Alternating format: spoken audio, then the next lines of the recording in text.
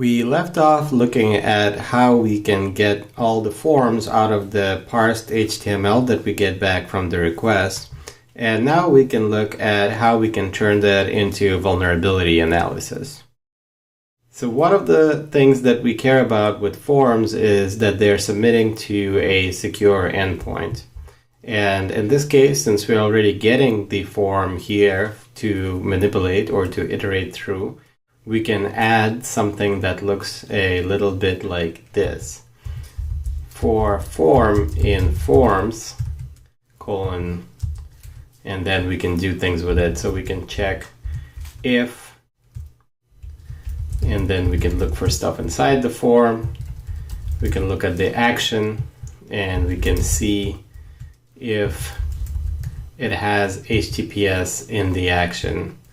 So we'll do that by saying find HTTPS and make sure that either HTTPS is there, so the opposite of this, or, and this is where we use an and actually,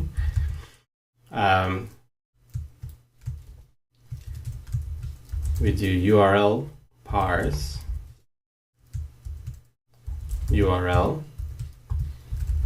that's scheme, not equals HTTPS.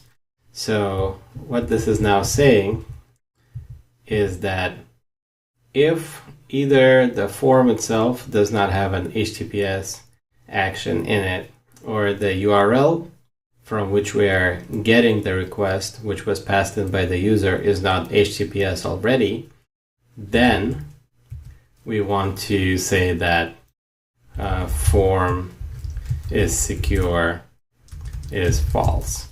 And that's because either the form is submitting to a full URL, which is secure via having HTTPS, or if we are already coming into a web page through HTTPS, then even if the form has a partial action, then what we care about is not having additional checking for HTTPS, because if it's doing something like /post or /submit, then we already know it's secure by default by falling under the original request HTTPS, because when an HTTPS page requests something from another page through a relative URL, it will also request it via HTTPS. It won't switch protocols midway through. So we'll say that form is not secure if we can find that the action does not have HTTPS or the original URL does not have HTTPS. And then we can do print form is secure. Okay, so let's run this. And this is how we run. And then we provide the URL that we got this from. And it's saying that there's an issue with what we're doing here. So there's a missing parentheses. It's easy to fix. And all of our parentheses should be back to matching. There we go.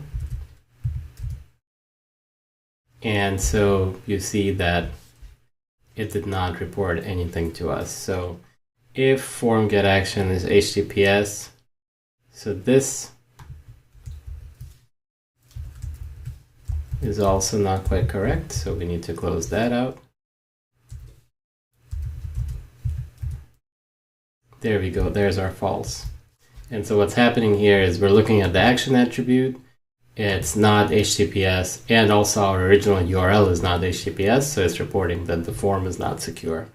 So that's one of the checks that we'll do, but before we go any further, we want to make the reporting a little nicer, and that's what we'll cover in the next lecture.